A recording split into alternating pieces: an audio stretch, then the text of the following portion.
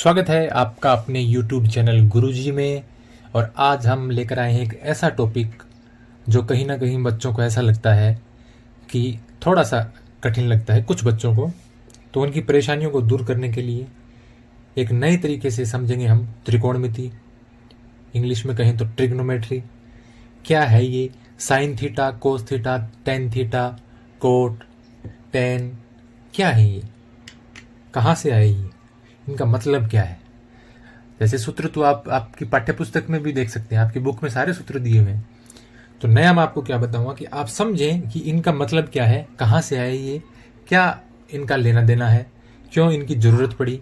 इस सब चीजों का हम इस वीडियो में जिक्र करेंगे। जैसा कि नाम है त्रिकोणमिति, तीन कोण। तो तीन कोण का मतलब कहीं ना कहीं ये त्रिभुज से जुड़ा हुआ। अब त्रिभुज काफी है। भुजाओं के आधार पर त्रिभुज तीन प्रकार के हमने पढ़े थे छोटी कक्षाओं में। समबाहु त्रिभुज, समद्विबाहु त्रिभुज और विषमबाहु त्रिभुज। कोणों के आधार पर भी हमने तीन प्रकार के त्रिभुज पढ़े थे। न्यून कोण त्रिभुज, समकोण त्रिभुज और अधिक कोण त्रिभुज। अब इसमें से एक त्रिभुज ऐसा है जिसकी जो तीनों भुजाएं हैं उनके अलग अलग नाम होते हैं। आपने छोटी कक्षाओं में पढ़े होंगे, 8वीं कक्षा में भी होगा, कि उसमें आपने पाइथागोरस या बोधायन नाम की एक प्रमेय देखी थी जिसमें कर्ण स्क्वायर बराबर लंब स्क्वायर प्लस आधार स्क्वायर। तो वो कर्ण, लंब और आधार किसकी भुजाओं के नाम होते हैं? समकोण त्रिभुज की भुजाओं के नाम। और उस समकोण त्रिभुज में ये sine theta, cos theta, tan theta, cot theta, sec theta, cosec theta. Theta तो एक कोण के लिए सिंबल है, उसकी जगह आप ए बी सी भी लिख सकते हैं या कुछ और भी लिख सकते हैं। लेकिन ये जो साइन, कोस, टेन, कोट, सेक, कोसेक है वो इस समकोण त्रिभुज की भुजाओं के अनुपातों के लिए क्यों लिए गए। तो इसमें सबसे पहले मैं आपको बताऊंगा, जैसे ए बी सी एक समकोण त्रिभुज है। समकोण त्रिभुज किसे कहते हैं? ऐसा त्रिभुज जिसका एक कोण 90 डिग्री का हो। ऐसा त्रिभुज जिसका एक कोण 90 डिग्री का हो। तो इसमें हमने त्रिभुज ए बी सी में कोण बी बराबर 90 डिग्री ले लिया। अब इसकी तीन भुजाएं होंगी। तीन भुजाओं में आप याद रखना, 90 डिग्री के सामने वाली भुजा है वो सबसे लंबी होती है। क्या होती है? सबसे लंबी। और उसको हम कर्ण कहते हैं। कर्ण, अंग्रेजी में इसको कहते हैं हाइपोटेन्यूज। अब बच गई दो भुजाएं। उसमें आप जनरली सामान्यतः क्या करते हैं कि इसको लंब लिख देते हैं, इसको आधार लिख देते हैं। जबकि अब आप बड़ी कक्षाओं में हो चुके हैं, तो कौन सा लंब है और कौन सा आधार है इसको जानना जरूरी है। आपके पास एक कोण 90 डिग्री का है। बचे हुए जो दो कोण हैं, उन दोनों कोणों में से जिस कोण को आप काम में ले रहे हैं, जो कोण आप काम में लेते हैं उसके हिसाब से कर्ण तो सबसे लंबी भुजा है, लंब और आधार लिखे जाते हैं। जैसे मैं यहां पर इस कोण के लिए एक सिंबल लिख देता हूं, थीटा। क्या लिख दिया? थीटा। अब अगर हम ये कोण काम में ले रहे हैं तो इसके पास वाली जो भुजा है, एक तो कर्ण है ये तो सब में, इसके पास वाली भुजा है वो आधार हो जाएगी। और इसके सामने वाली जो भुजा है वो लंब हो जाएगी। समझ गए? और यदि आप कोण ए को काम में ले रहे हैं, यहां पर कोण थीटा लिख दें आप, या सीधा ही कह दें कि कोण ए काम में ले रहे हैं। थीटा लिखने की कोई जरूरत नहीं है, आजकल किताबों में थीटा की जगह सीधा कोण ए, कोण सी काम में लिया जाता है। तो इसके पास वाली भुजा है वो आधार हो जाएगी और ए के सामने वाली भुजा लंब हो जाएगी, यदि आप कोण ए को काम में लेते हैं। तो जो भी कोण आप 90 डिग्री के कोण के अलावा जो दो कोण हैं, उनमें से जो भी कोण आप काम में ले रहे हैं, उसके पास वाली भुजा तो आधार होगी और उसके सामने वाली भुजा लंब होगी। अब एक शब्द आता है त्रिकोणमितीय अनुपात, ट्रिग्नोमेट्रिकल रेशियोज। ये त्रिकोणमितीय अनुपात क्या होते हैं? जैसे अनुपात आपने छोटी कक्षाओं में पढ़े थे या सभी कक्षाओं में देखते हैं आप, वैसे 2:3, 5:3, 16:10। तो उन अनुपातों को अनुपात की जगह आप बटा भी लिख सकते हैं, 3/5, 4/5, 10/11। तो इस त्रिभुज में तीन भुजाएं हैं, लंब, आधार, कर्ण। इन तीनों भुजाओं से अगर हम दो दो भुजाओं का अनुपात लें तो कितने अनुपात बनेंगे? कितने बनेंगे? 6 अनुपात। कैसे? एक बनेगा लंब बटे कर्ण, एक अनुपात हो गया। दूसरा बनेगा लंब बटे आधार, 2 अनुपात हो गए। तीसरा बनेगा आधार बटे कर्ण, 3 अनुपात। अब इनके उल्टे, जैसे लंब बटे कर्ण का उल्टा कर्ण बटे लंब, आधार बटे कर्ण का उल्टा कर्ण बटे आधार, और लंब बटे आधार का उल्टा आधार बटे लंब। तो इस प्रकार से 6 अनुपात बन जाते हैं और इन्हीं अनुपातों को त्रिकोणमितीय अनुपात कहा जाता है। ये जो त्रिभुज समकोण त्रिभुज है, इसकी 3 भुजाओं से हम जो 6 अनुपात बनाते हैं, उन्हीं अनुपातों को त्रिकोणमितीय अनुपात कहा जाता है। और उन अनुपातों के ये 6 नाम हैं: साइन, कोस, टेन, कोट, सेक, कोसेक। ये नाम है इसके त्रिकोणमितीय अनुपातों के। इनके पूरे नाम तो देखिए, आप दाईं तरफ देखिए, इनके पूरे नाम तो ये हैं, लेकिन इनकी शॉर्ट टर्म है, छोटा इनका नाम लिखा जाता है। जैसे साइन की वैसे तो SINE होता है, कोस को पूरा लिखें तो कोसाइन होता है, टेन को पूरा लिखें तो टेंजेंट होता है, कोट कोटेंजेंट होता है, सेक सेकेंट होता है, और कोसेक कोसेकेंट होता है। तो पूरे नाम हम सामान्यतः नहीं लिखते। अब बात आती है कि ये जो 6 त्रिकोणमितीय अनुपात हैं, लंब बटे कर्ण, आधार बटे कर्ण, लंब बटे आधार, और फिर 3 इनके उल्टे, अंश की जगह हर की जगह अंश कर देंगे। तो ये इनके नाम ये कैसे पड़े, थोड़ा सा इसके बारे में बता देता हूं आपको। आर्यभट्ट का आपने नाम सुना होगा, एक महान गणितज्ञ थे भारत के। उनकी पुस्तक थी आर्यभट्टियम। क्या थी उनका पुस्तक? आर्यभट्टियम। और उस पुस्तक में उन्होंने सबसे पहले साइन का प्रयोग किया था। किसका प्रयोग किया था? साइन का। अब आप कहोगे साइन उस समय तो पुराने समय की बात है, अंग्रेज भी यहां नहीं आए थे, तो अंग्रेजी भाषा थोड़ी थी कि वो SIN ये अल्फाबेटिकल लेटर थोड़ी थे उनके पास कि वो साइन लिखेगा। नहीं, उन्होंने साइन का प्रयोग नहीं किया। उन्होंने एक शब्द का प्रयोग किया, अर्धज्या। उन्होंने किसका प्रयोग किया? अर्धज्या। अर्धजीवा के लिए अर्धज्या शब्द का उन्होंने प्रयोग किया। और जब इस अर्धज्या शब्द का प्रयोग उन्होंने किया तो उनकी पुस्तक के अंदर ये लिखा हुआ था। बाद में जब अरब के लोगों ने उनकी इस पुस्तक का अरबी भाषा में अनुवाद किया तो उन्होंने इस पुस्तक को अरबी में लिखा, जो मैं उसका हिंदी में लिख रहा हूं।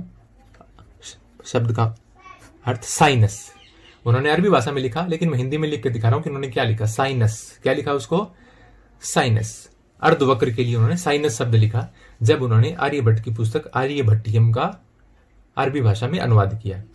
फिर जब अरबी भाषा का लैटिन भाषा में अनुवाद हुआ, इसी पुस्तक का, अरबों की पुस्तक का अरबी से लैटिन में अनुवाद किया, तो उन्होंने इसको लिखा साइन। क्या लिखा? साइन।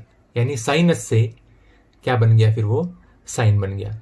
और इस साइन को पहले ऐसे लिखते थे, और फिर एडमंड गुंटर नाम के एक प्रोफेसर थे, उन्होंने 17वीं शताब्दी में इसका छोटा रूप लिखना शुरू कर दिया, साइन, जो हम अब पुस्तकों में लिखते हैं, साइन लिख दिया।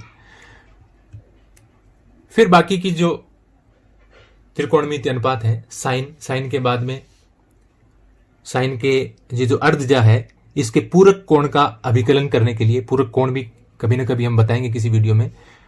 पूरक कोण अपने 8वीं में, वैसे 8वीं 9वीं में पढ़ा होगा कि ऐसे दो कोण जिनका योग 90 डिग्री हो क्या कहलाते हैं? पूरक कोण कहलाते हैं।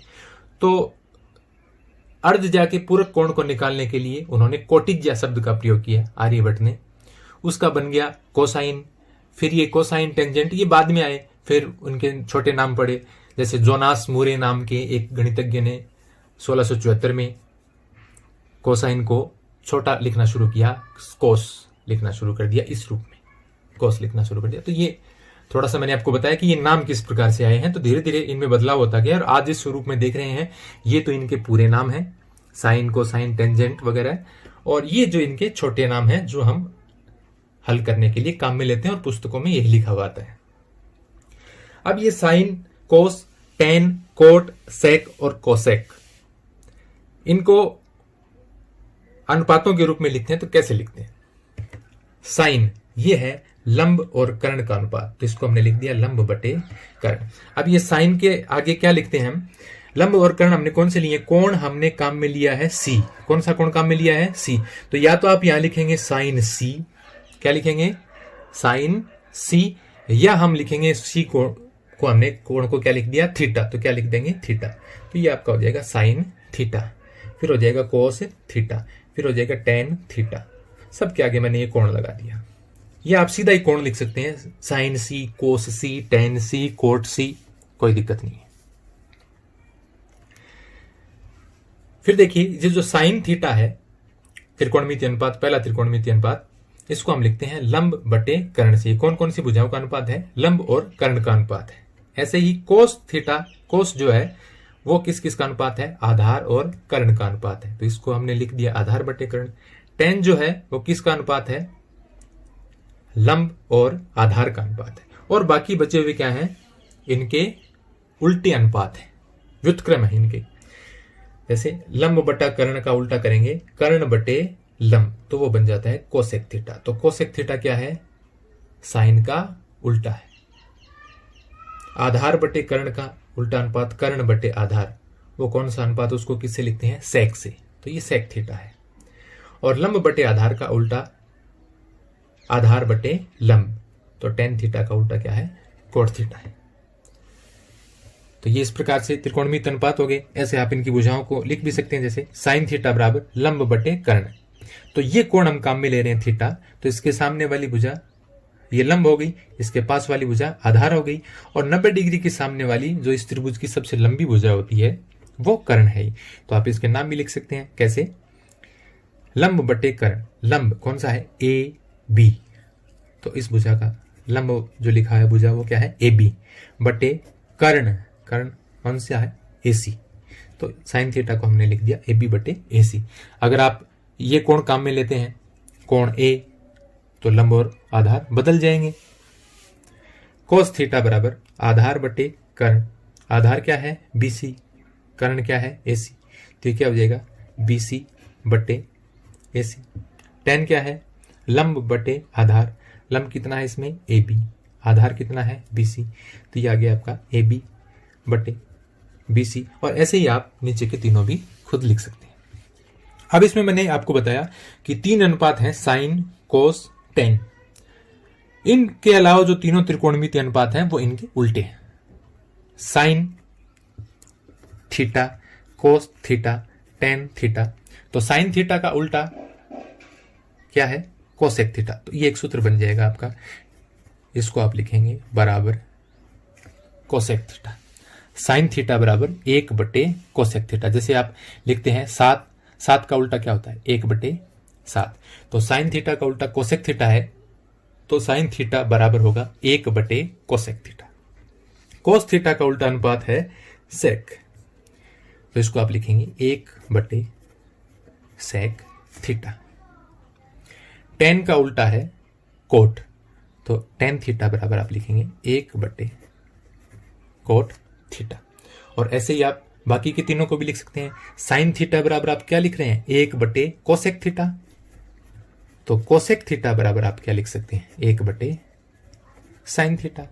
अरे 7 का उल्टा 1 बटे 7 है, तो 1 बटे 7 का उल्टा भी क्या है, 7 है। तो कोसेक थीटा बराबर 1 बटे साइन थीटा। ऐसे ही आप लिख सकते हैं सेक थीटा बराबर 1 बटे कोस थीटा, कोट थीटा बराबर 1 बटे टेन थीटा। तो ये एक प्रकार से 6 छोटे छोटे सूत्र हो गए आपके। अब आप बात करें कुछ अलग और सूत्रों की, तो देखिए मैं ये पेज यहां पर ऐसे लगा देता हूं ताकि आपको चित्र भी दिखाई देता रहे। पहला सूत्र है इसमें, sine square theta plus cos square theta बराबर 1। दूसरा सूत्र है sec square theta minus tan square theta बराबर 1।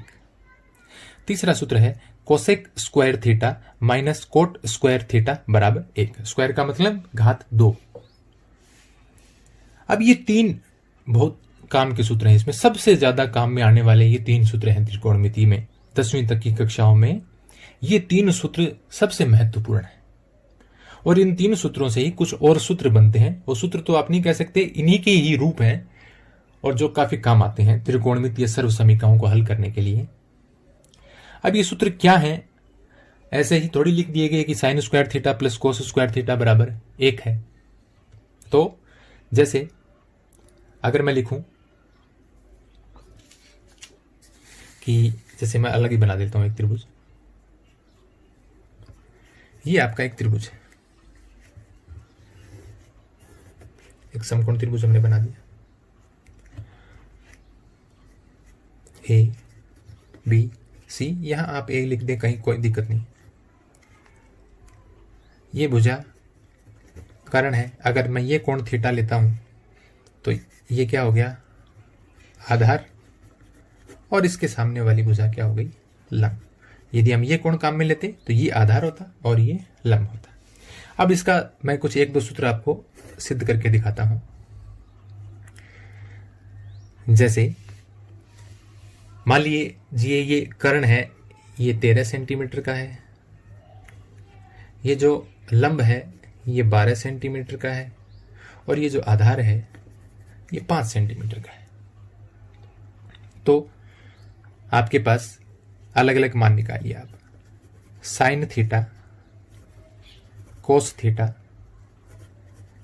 टेन थीटा बराबर, इनके मान निकालिए। सूत्र आप पहले देख चुके हैं, उसके हिसाब से साइन थीटा क्या होता है, अभी मैंने आपको बताया था।